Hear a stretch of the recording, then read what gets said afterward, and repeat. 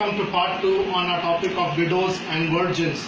Alright, and we were talking about the Torah of Elohim, alright, which gave Yasharel a continuous reminder that they were bondmen in the land of Mitzrayim, and therefore they must show mercy to the stranger, the fatherless, and the widow.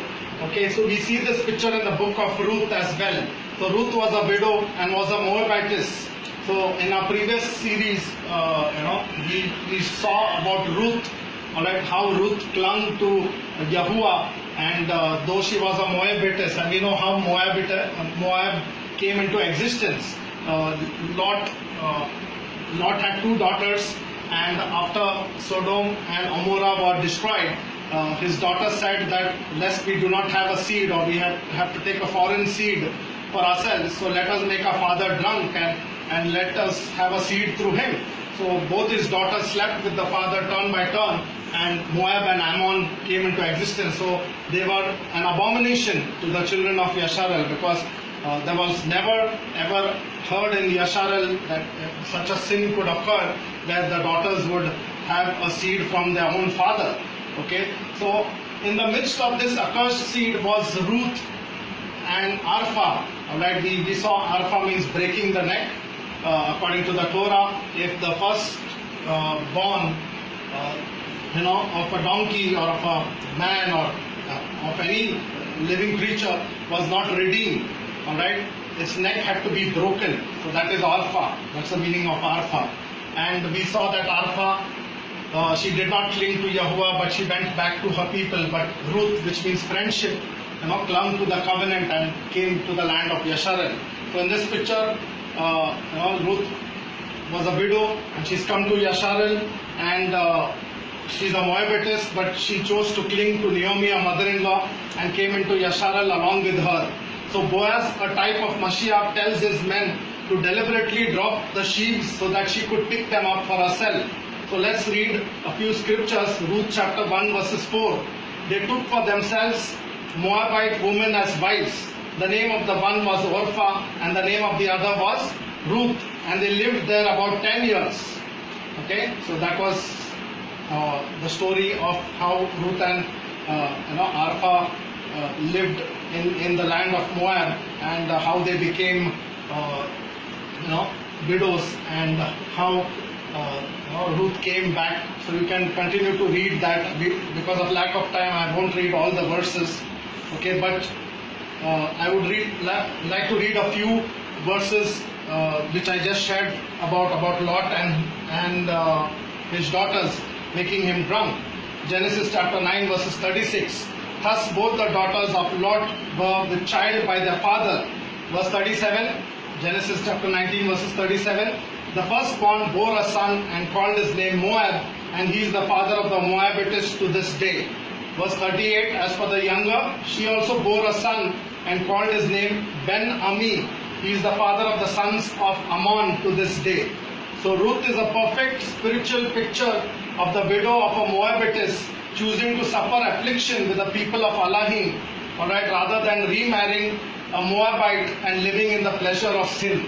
So she had an opportunity to stay back as Arpha in the land of Moab and remarry a Moabite and live in pleasure in sin. But she chose to rather suffer affliction with Naomi, knowing that Naomi had lost everything, and she was going back to Yasharel, where she did not have any inheritance. So they just came trusting in Yahuwah. Alright? Ruth chapter 2 verses 15. And when she was risen up to glean, Boaz commanded his young men, saying, let her glean even among the sheaves, and reproach her not. Verse 16. And let fall also some of the handfuls of purpose for her, and leave them, that she may glean them, and rebuke her not.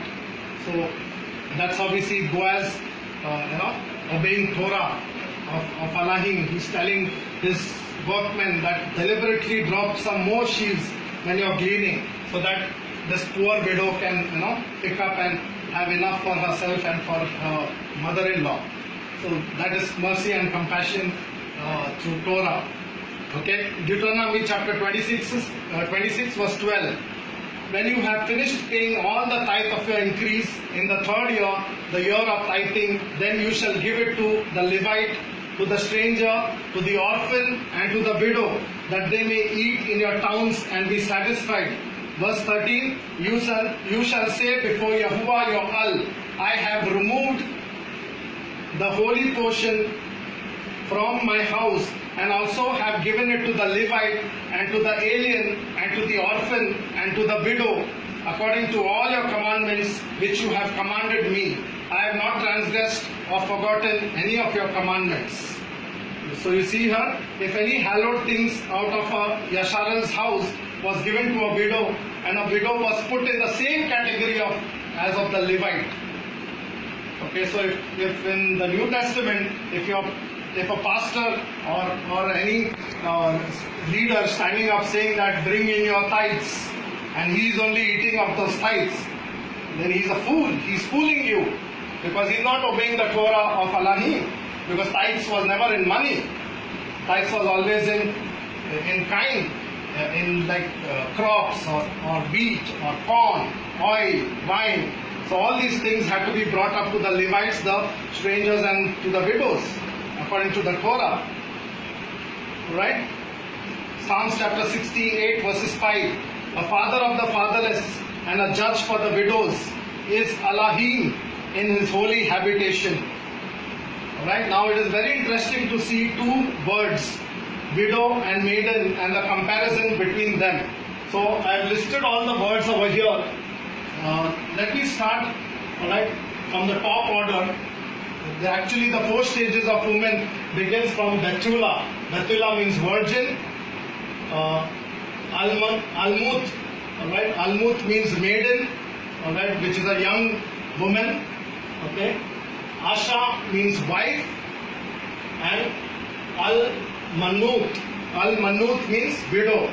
So these are the 4 stages of a woman, alright, and you know which woman I am talking about. Alright, the physical woman points to the spiritual, the heavenly Yerushalayim, alright, and the widows, the young virgins, the maidens. We will see how Mashiach is hidden in these words, and they all point out to Mashiach, having found their completeness in him. Alright, the woman finds her completeness in Mashiach. Alright, so let me just begin with Al-Manot. Let's go from top to down. Alright, to understand a few beautiful pictures in these words. Alright, so Al-Mana or Al-Manut, H490, alright, is spelled as Aleph, Lamed, Mem, Nun, Waw, and Tau. Okay, and the word maiden, which is Alma, or Almut, alright, is H5961 and H5959. Alright, and this is spelled as A, Lamed, Mem, Waw, and Tau. Alright, now if you see very carefully, in both these words, alright, you will see the word Mut. Mut, which is H4195. Mut means death. Okay? And Al. This word Al is a short form for Elohim.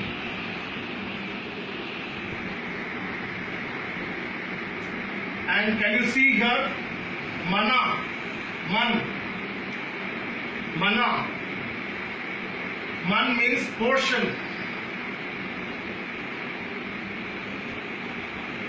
So when you put the picture of Al-Manut together, you see Al, portion, Man, Mot, that is death. So the woman's, Al's portion is death. So that woman finds herself in the depth of Elohim. Let's continue in part 3.